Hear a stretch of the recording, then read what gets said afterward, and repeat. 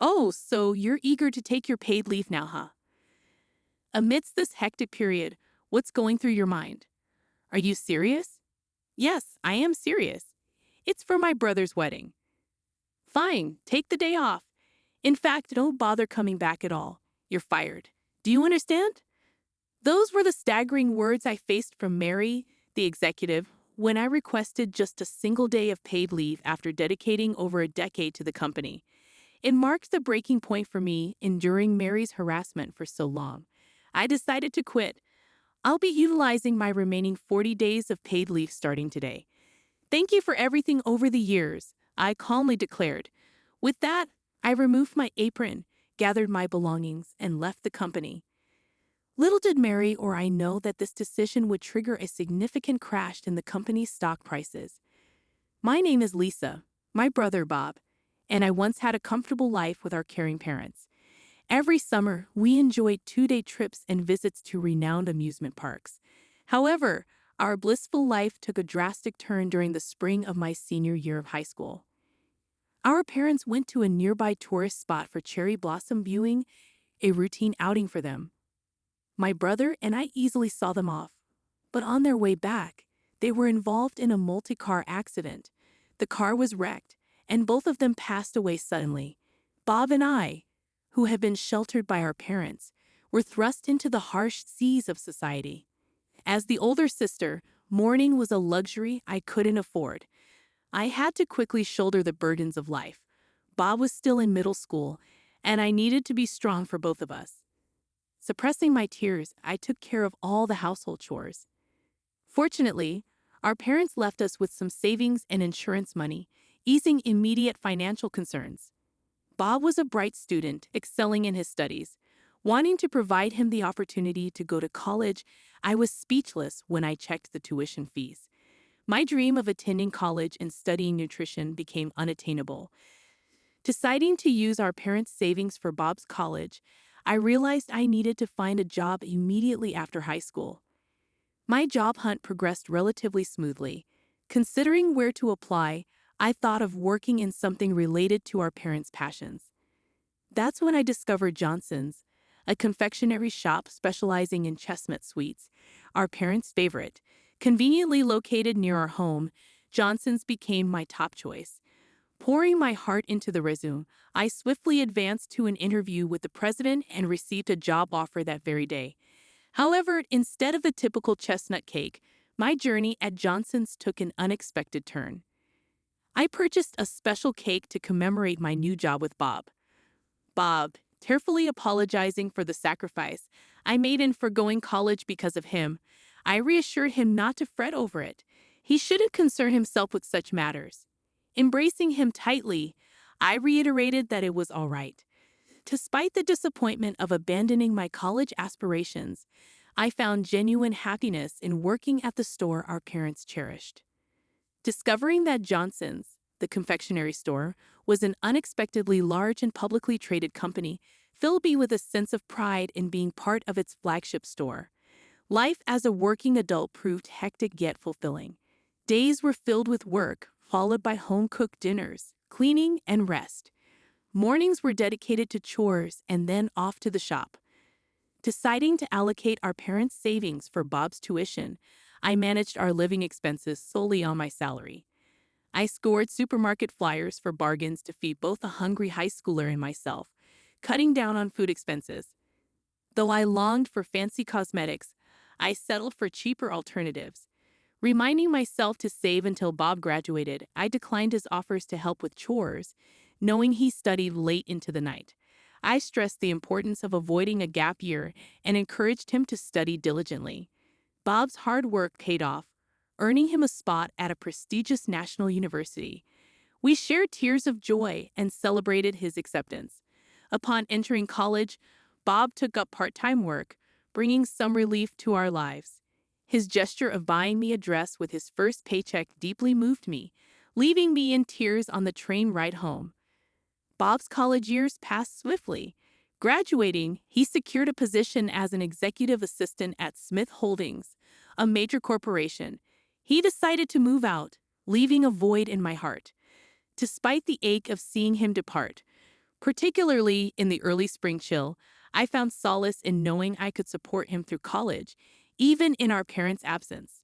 For 8 years, I devoted myself tirelessly to the confectionery shop, where memories of our journey remained etched in every corner. For 8 years, I've been at the shop without a pause.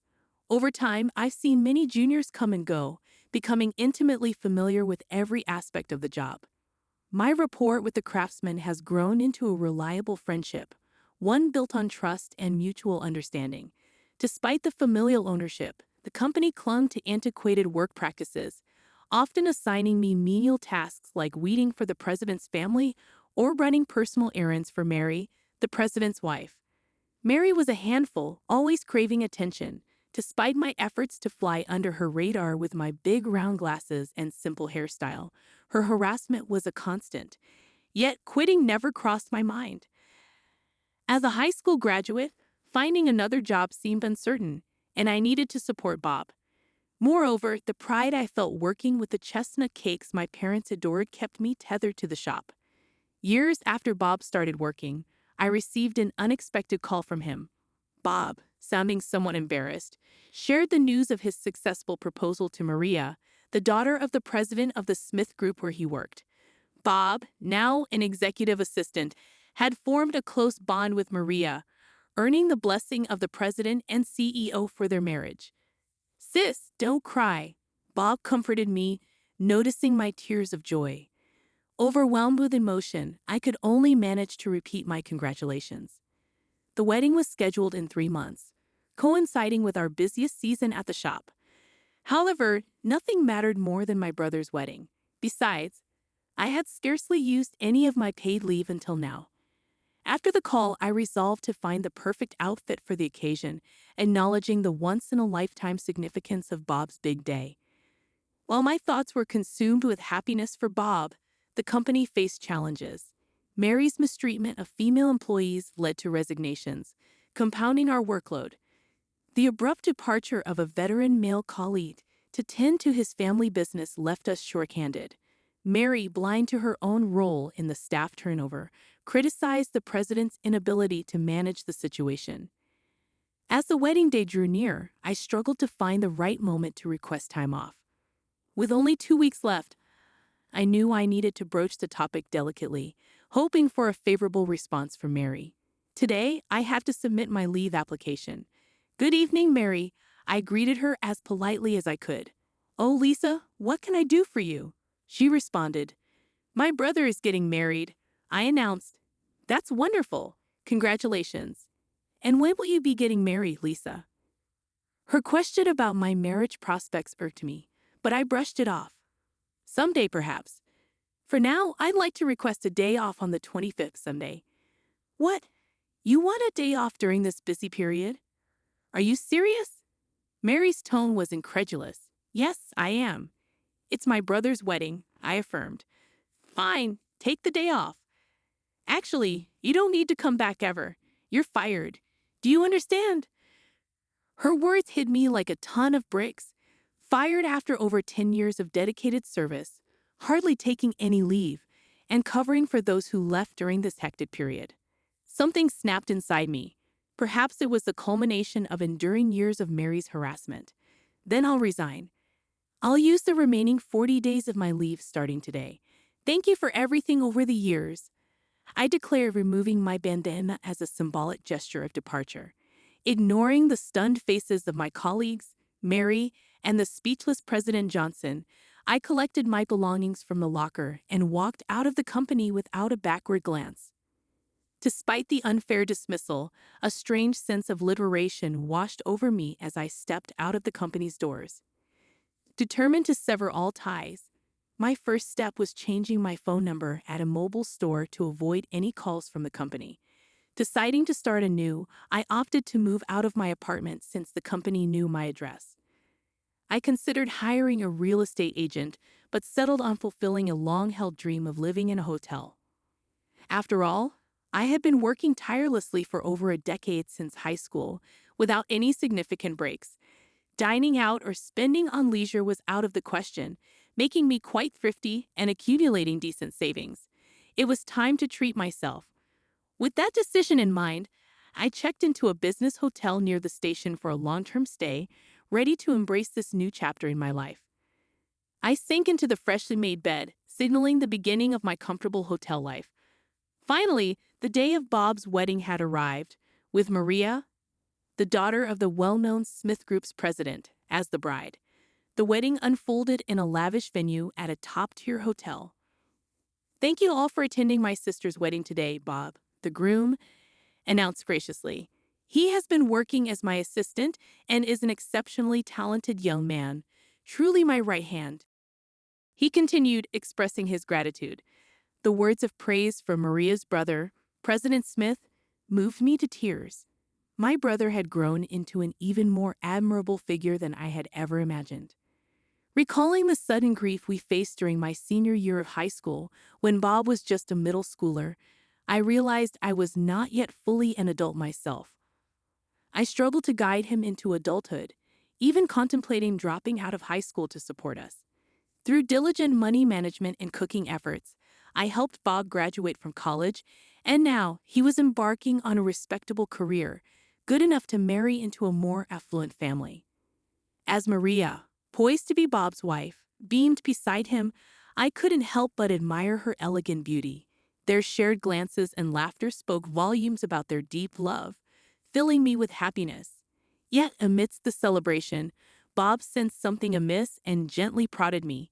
Lost in thoughts about my job situation, I hesitated for a moment before assuring him that it was nothing serious. "It doesn't have to be serious. Just talk to me about it," he insisted, reminding me that our happy day was meant for open hearts and joyful celebration. "I'll tell you later, but now you've got me worried. Come here for a second," Bob gently urged me, leading me behind a partition for privacy. His thoughtfulness brought tears to my eyes. "Sis, is it about your job?" "Something tough happened?" he asked, his intuition sharp as ever. "Yes, about the job. I told them I needed a day off for your wedding, and they said they fired me. I got so mad. I resigned on the spot," I confessed, unable to contain my frustration. Bob listened in disbelief. "Didn't they call to apologize later?" he inquired, his concern evident. "That was it. I just wanted to get away from the company, so I changed my cell phone number. I even moved out of my house since they knew my address.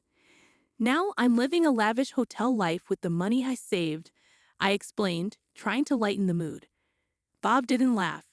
Instead, Maria, now in casual clothes, emerged from behind the partition, her presence offering warmth and reassurance. Bob quickly briefed her on my situation, and without hesitation, Maria extended an invitation. "Sis, really come stay with us. Living in a hotel, you can't cook, and your nutrition suffers. Stay with us until you find your next job," she insisted kindly. Feeling indebted yet touched by their generosity, I hesitated. I couldn't possibly. "I don't want to be a burden on newlyweds," I protested, but Maria persisted, emphasizing the extra space in their family home and the opportunity for me to contribute by sharing Bob's favorite dishes. Unable to resist their genuine concern, I accepted their invitation, and so it was settled that I would stay with my brother and his new wife. A week into my stay, a visitor arrived. John, the son of the president of Johnson's, where I used to work. Bob grinned, explaining John's unexpected visit. "Actually, he's a friend from college. Regarding the many years you worked at Johnson's, my parents did something terrible. I can't apologize enough," John expressed sincerely. I brushed aside his apology, but Bob interjected, playfully stopping John from revealing more, respecting the confidentiality of the matter to both me and him. Unable to uncover the details, their composed demeanor suggested that nothing dire was imminent. I decided to wait and observe. A few days later, news broke that Johnson's stock had plummeted. Could those two be involved? Maria approached me with a smile, expressing her dismay over the treatment I endured at Johnson's. "Bob and I discussed it and sold all our stocks in Johnson's," she revealed. "My father was furious too, and we all divested." She displayed her tablet screen, showcasing news of Johnson's staff resignations and instances of harassment by Mary. Suddenly, Bob appeared, revealing their strategic move. John and I bought most of the sold shares. With that, we can influence management, he explained. At the next shareholders meeting, we plan to install John as president, clearing the tarnished reputation and reviving the company. Bob then handed me a letter from John, apologizing and requesting my return to Johnson's as his right-hand person. He assured me that they wouldn't subject me to unreasonable demands. Their earnest offer brought a smile to my lips.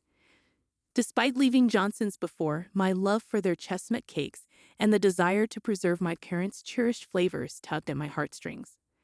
Upon my return to the company, most staff had resigned and supplier relationships were strained. Yet those who remained were motivated to protect Johnson's legacy. With John's leadership, hope for revival blossomed. However, the former president and Mary attempted a comeback, causing chaos until the police intervened. They faced charges ranging from embezzlement to forgery, resulting in a lengthy prison sentence. A year later, Johnson's received a significant opportunity from the Smith Group, where Bob worked. They invited Johnson's to join a new venture, facilitated by Bob. With Jay's agreement, we embarked on recruitment and planning for the new outlet, marking a dreamy kind of busy. As I rode the train for another site visit, I reflected on my journey. Despite moments of doubt, it was through steady work that progress was achieved. Slowly but surely, we were rebuilding, reminded once again of the importance of perseverance and resilience in the face of adversity.